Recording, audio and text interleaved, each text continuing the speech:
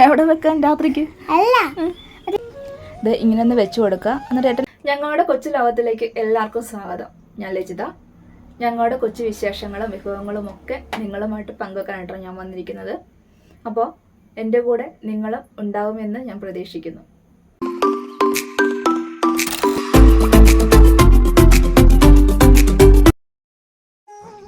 ഇന്ന് മൈദ വെച്ചിട്ടൊരു പലഹാരമാണ് കേട്ടോ ഉണ്ടാക്കുന്നത്.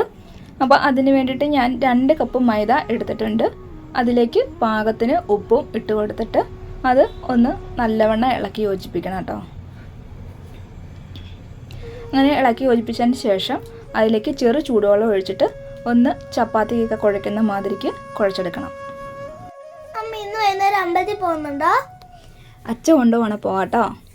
അച്ഛൻ നേരത്തെ വരുവാണേ പോവാം.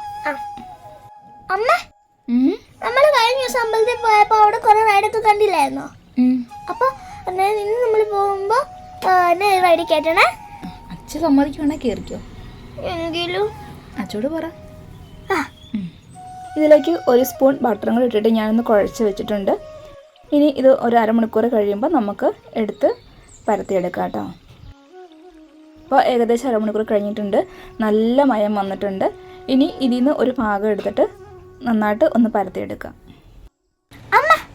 പിന്നില്ല, എനിക്ക് സ്ലൈം വേണം, മാല വേണം, വള വേണം, കമ്മല് വേണം, പിന്നെ ചൈനീസ് റിങ് വേണം. ചൈനീസ് റിങ് ഇന്നാള് വാങ്ങിച്ചെന്തിയേ?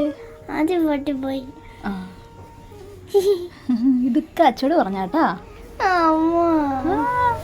പിന്നെ പിന്നെ പൂക്കട ഉണ്ടെങ്കിൽ അവിടുന്ന് പൂ മേടിച്ചേരണേ. എവിടെ വെക്കാൻ രാത്രിക്ക്? അല്ല, അത് ചെടിക്കടയില്ലേ, അവിടുന്ന്.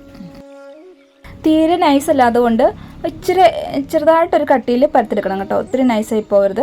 അതിന് ശേഷം ഇതുപോലെ ഒരു ചെറിയ അടപ്പ്, ഒരുപാട് വലുതല്ല, ചെറിയ അടപ്പ് എടുത്തിട്ട് നമ്മൾ ചെറിയ ചെറിയ റൗണ്ടുകളായിട്ട് കട്ടെടുക്കണം. കണ്ടില്ലേ? അതുപോലെ. ഇനി ഇച്ചിരിയുടെ വലിയ അടപ്പ് എടുത്തിട്ട് ഇതുപോലെ, അത് കുറച്ച് എണ്ണം മതി, ഒരുപാടൊന്നും വേണ്ട. ഇതുപോലെ ഞാൻ ഇപ്പോൾ 3 എണ്ണം എടുത്തിട്ടുള്ളൂ. അങ്ങനെ കട്ടിയെടുക്കുക. എന്നിട്ട് നമ്മൾ ആദ്യം എടുത്ത ചെറിയ അടപ്പിലേക്കും ഇതുപോലെ ഒന്ന് ഓരോന്നും പിറക്കി വെച്ച് കൊടുക്കുക. ഒന്നിന് മേളിൽ ഒരു ഹാഫ് പോർഷനിൽ വെച്ചിട്ട് ഒന്നിന് മേളിൽ ഒന്നായിട്ട് ഇങ്ങനെ അടുക്കി കൊടുക്കുക കേട്ടോ. നമ്മൾ എപ്പോഴും കുട്ടികൾക്ക് ഒരേ രീതിക്കുള്ള ഭക്ഷണം, അതിപ്പോൾ ടേസ്റ്റ് ഒന്നാണേലും കാണുമ്പോൾ ഒരു പുതുമ ഉണ്ടാകുമ്പോൾ അതെന്താണെന്ന് പറഞ്ഞാൽ അവർക്കത് ഇഷ്ടപ്പെടും, അവരത് തിന്നും. അതുകൊണ്ട് ഇങ്ങനെ വെറൈറ്റിയൊക്കെ ഉണ്ടാക്കാൻ നിങ്ങളൊന്ന് ശ്രമിച്ച് നോക്കുക കേട്ടോ. ഇത് ഇങ്ങനെ ഒന്ന് വെച്ച് കൊടുക്കുക. എന്നിട്ട് ഏറ്റവും ലാസ്റ്റത്തെ വെച്ച് കഴിയുമ്പം ഈ നമ്മൾ ആദ്യം വെച്ചത് അതിൻ്റെ മേളിലേക്കാക്കി ഒന്ന് വെച്ച് കൊടുത്തിട്ട് ഒന്ന് പതുക്കെ, ഒത്തിരി പ്രസ് ചെയ്യേണ്ട, പതുക്കെ ഒന്ന് ഇതുപോലെ ഒന്ന് ആക്കി വെക്കി കൊടുക്കുക കേട്ടോ. ഇപ്പോൾ ഇങ്ങനെ വെച്ച് കൊടുത്തു കഴിഞ്ഞപ്പോൾ കണ്ടില്ലേ, ഒരു പൂവിൻ്റെ എതള് പോലെയൊക്കെ ആയി വന്നിട്ടുണ്ട്. ഇനി നമുക്ക് ഇതിന് അടിയിലേക്ക് വലിയ പീസ് കട്ട് ചെയ്തത് അങ്ങ് വെച്ച് കൊടുത്തിട്ട് ഈ അടപ്പ് ഇങ്ങനെ ഒന്ന് കമഴ്ത്തി കൊടുക്കുക കേട്ടോ. ഒരുപാട് പ്രസ് ചെയ്യണമെന്നില്ല, ഒത്തിരി അമക്കണമെന്നില്ല. ഇതുപോലെ ഒന്ന് കമഴ്ത്തി വെച്ച് കൊടുത്തു കഴിയുമ്പോൾ കണ്ടില്ലേ, തനി പൂവ് വിരിഞ്ഞിരിക്കുന്ന പോലെ തന്നെ വരും കേട്ടോ നമ്മുടെ പലഹാരം. എൻ്റെ വീഡിയോ നിങ്ങൾക്ക് ഇഷ്ടപ്പെടുകയാണെങ്കിൽ ലൈക്ക് ചെയ്യാനും ഷെയർ ചെയ്യാനും സബ്സ്ക്രൈബ് ചെയ്യാനും അതുപോലെ തന്നെ സപ്പോർട്ട് ചെയ്യാനൊന്നും മറന്നു പോകരുത് കേട്ടോ. അതേ കണക്കിന് ഇപ്പോൾ ഞാൻ 3 എണ്ണം ഉണ്ടാക്കി വെച്ചിട്ടുണ്ട് കേട്ടോ. നല്ല രസമില്ലേ കാണാനായിട്ട്. ഇനി എണ്ണ ചൂടായി കഴിയുമ്പോൾ ഇത് അങ്ങോട്ട് ഓരോന്നും ഇട്ട് കൊടുക്കുക. ഇട്ട് കൊടുത്തതിന് ശേഷം തിരിച്ചും മറിച്ചുമൊക്കെ ഒന്ന് ഇട്ട് കൊടുത്ത് പാകമാകുമ്പോൾ നമുക്ക് വാങ്ങിയെടുക്കാം കേട്ടോ.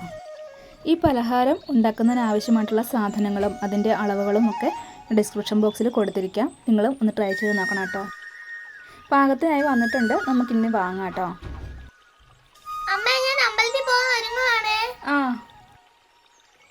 ഇതേപോലെ തന്നെ മൈദ വെച്ചിട്ടുണ്ടാക്കുന്ന വേറെ പലഹാരങ്ങൾ ഞാൻ ഉണ്ടാക്കിയിട്ടുണ്ട്. അപ്പോൾ അതൊക്കെ എൻ്റെ ഡിസ്ക്രിപ്ഷൻ ബോക്സിൽ ലിങ്ക് ഇട്ടേക്കാം, നിങ്ങളൊന്ന് നോക്കാം കേട്ടോ. കണ്ടില്ലേ? അപ്പോൾ നമ്മുടെ പലഹാരം റെഡി ആയിട്ടുണ്ട്. ഇനി കുറച്ച് ഉത്സവ വിശേഷം കൂടെ നമുക്ക് കാണാം കേട്ടോ.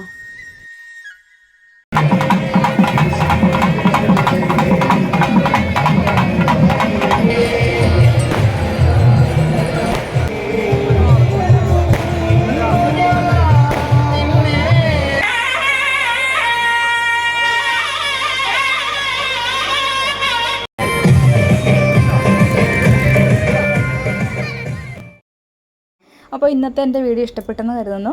അടുത്ത ഒരു വീഡിയോയുമായിട്ട് വരുന്നവരേക്കും എല്ലാവർക്കും ഒരുപാട് നന്ദി.